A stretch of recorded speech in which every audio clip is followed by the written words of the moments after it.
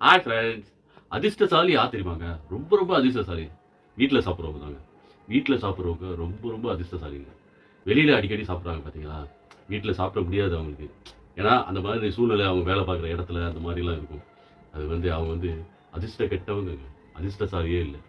ரொம்ப வெளியில சாப்பிடுறது கொஞ்சம் கொஞ்சமா தவிருங்க.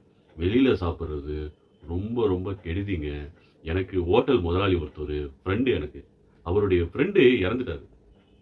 அதுக்கு அந்த ஹோட்டல் முதலாளி சொல்றாரு, அவன் எப்ப பார்த்தாலும் ஹோட்டல்லயே சாப்பிடுவாங்க.